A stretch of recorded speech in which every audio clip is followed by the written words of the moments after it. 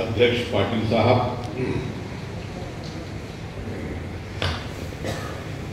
उत्तर प्रदेश विधानसभा में नेता प्रतिपक्ष आदरणीय माता प्रसाद पांडे जी,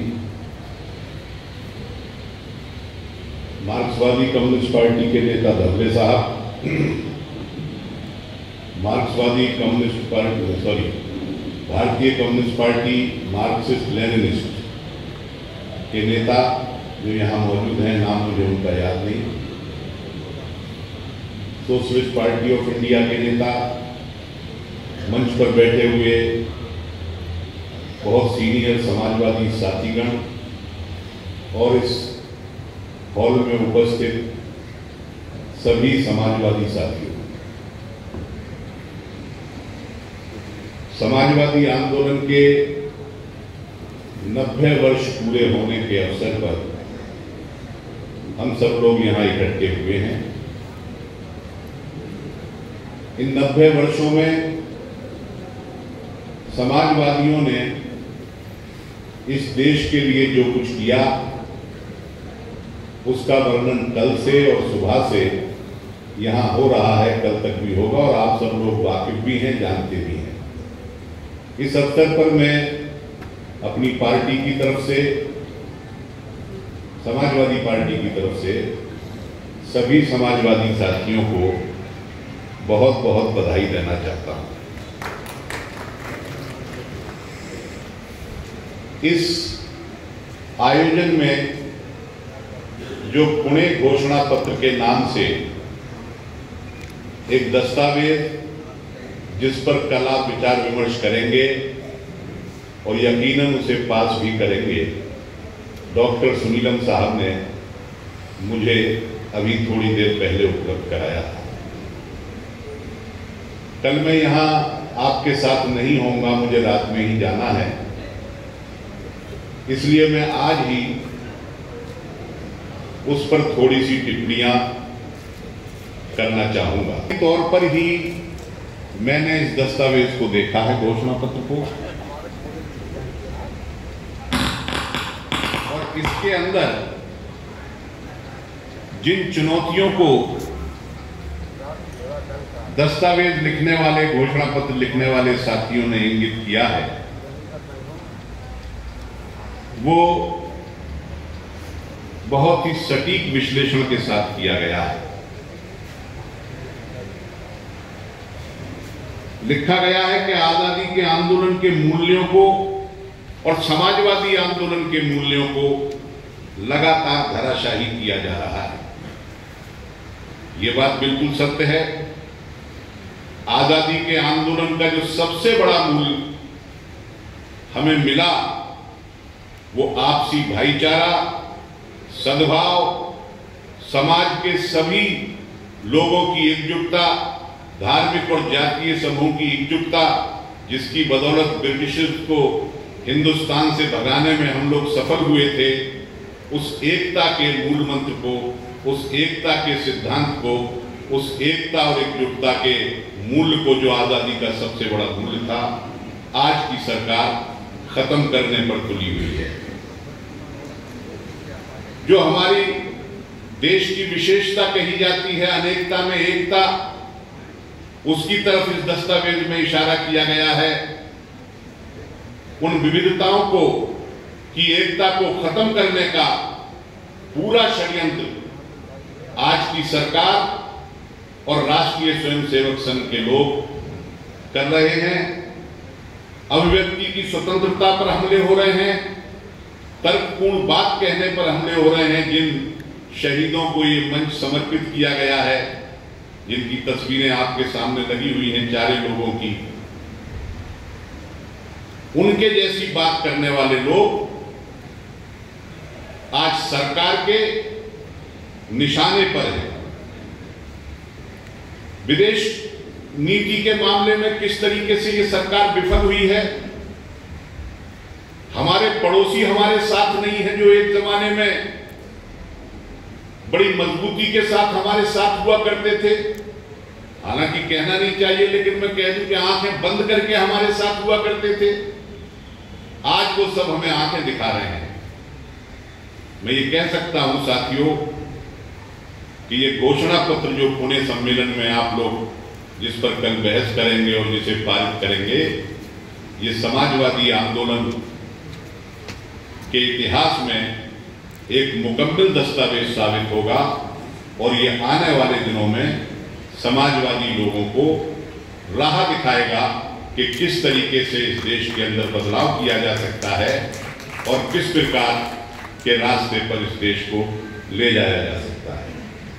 बहुत सारी बातें आरएसएस और बीजेपी के बारे में कही जाती हैं और कुछ प्रचार भी इस किस्म का होता है कि उनका बहुत ज्यादा महिमा मंडन भी हो जाता है।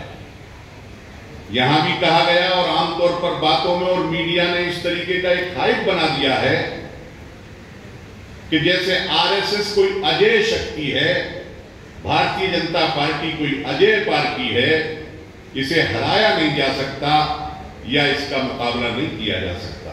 इस तरीके का एक नैरेटिव गढ़ा जाता है। इनके पास तो 111 से ज्यादा संगठन हैं, इनका तो हर गली में पन्ना प्रमुख है। मैं आपको बताना चाहता हूं कि पिछले 2-3 इलेक्शन तो भारतीय जनता पार्टी विधानसभाओं के और लोकसभा के पन्ना प्रमुखों की वजह से नहीं जीती है, बल्कि वोट चोरी करके जीती है। जिस तरीके से उन्होंने इलेक्शन को मैनेजमेंट का नाम दिया है, वो मैनेजमेंट नहीं है, वोट चुराने के तरीके गढ़ते हैं। मैं उत्तर प्रदेश से हूं और मेरा जिला है मुरादाबाद।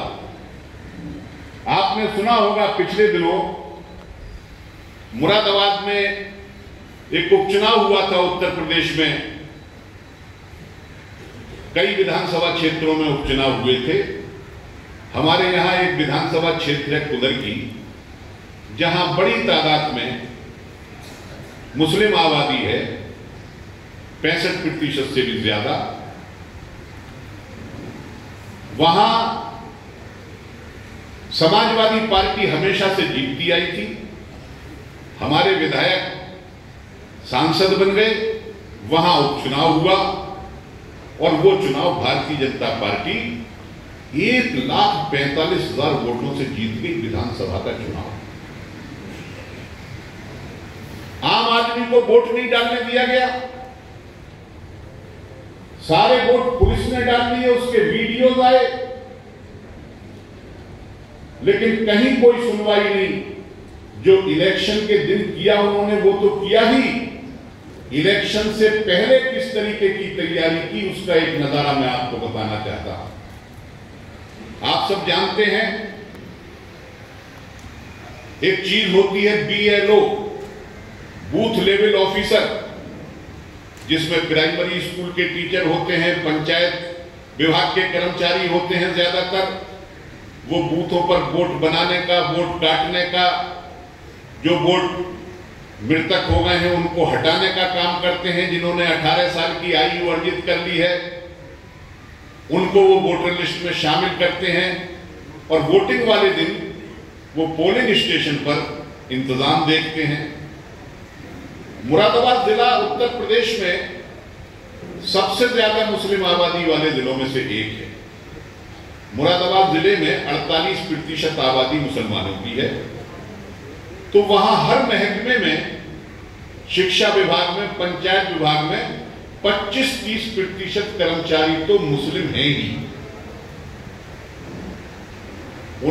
2022 की वोटर लिस्ट में, 2024 के पार्लियामेंट की वोटर लिस्ट में वहां करीब 20-25% मुस्लिम BLOs थे, जो BLOs की लिस्ट थी।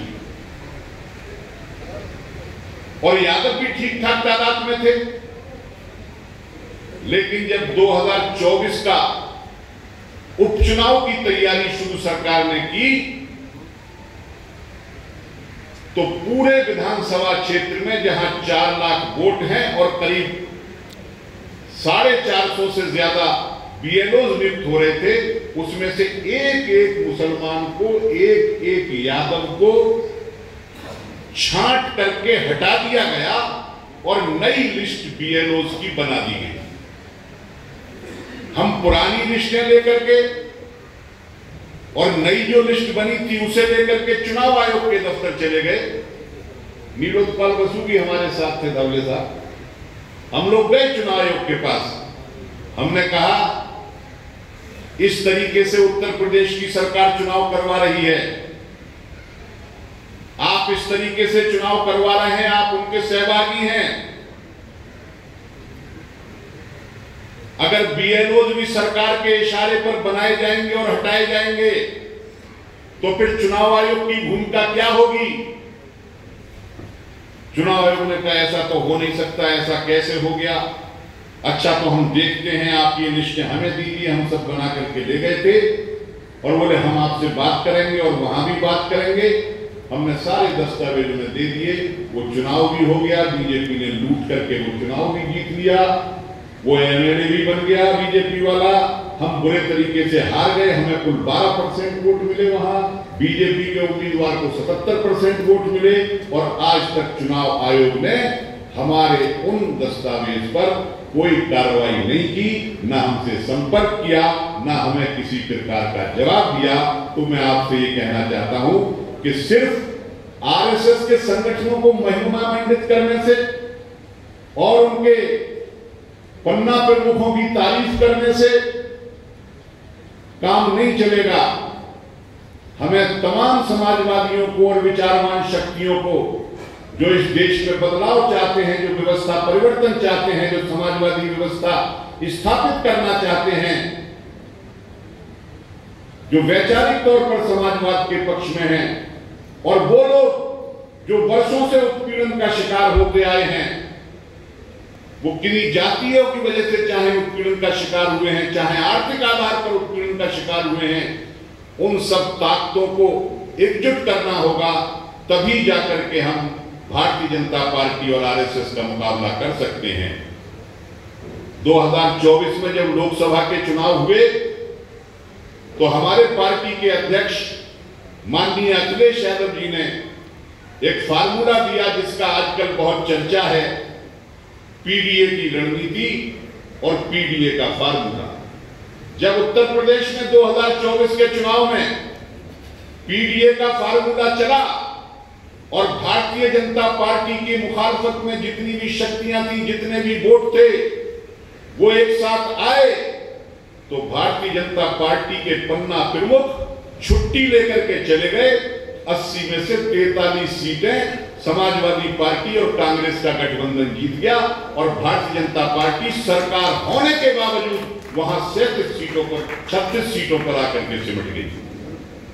तो मैं आपसे ये कहना चाहता हूं कि सामाजिक शक्तियों को, उन ताकतों को जो परिवर्तन की पक्षधर हैं, वो ताकतें जो समाजवाद की व्यवस्था को भारत के अंदर स्थापित करना चाहती हैं, उन सबको इकट्ठा करना पड़ेगा।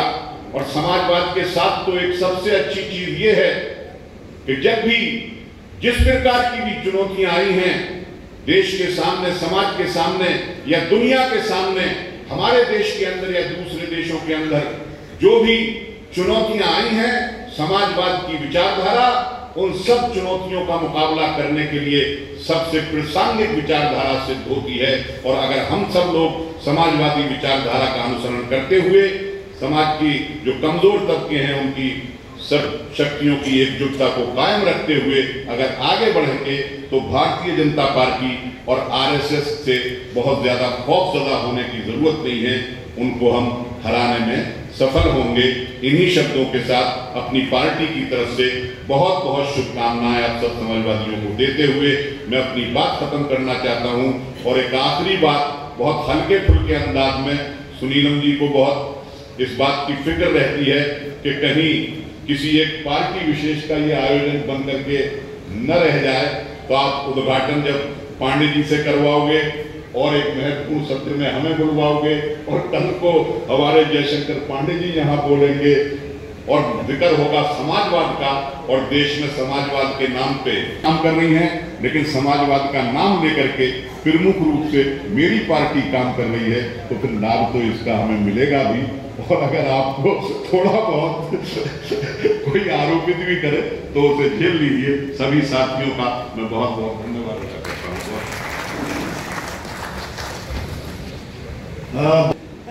उस मिथ को तोड़ने की जरूरत है, वो जो पन्ना प्रमुख वाला मिथ है, क्योंकि देश की जनता ने 400 पार की जगह पर 240 पे लाया। और कितने में से लाया? 545 में से 240 पे लाया। 37% वोट है। देश के 63% लोगों ने भारतीय जनता पार्टी के खिलाफ वोट देने का काम किया है। तो पन्ना प्रमुख वाला मामला पूरा बकवास है। मामला वोट चोरी का है, जो महाराष्ट्र में भी हुआ था, लेकिन यहां पर वैसा आंदोलन नहीं चला जैसा बिहार में चला है। ये मैं जरूर उल्लेख करना चाहता हूं। मैं माननीय माधव साहब पांडे जी जा रहे हैं,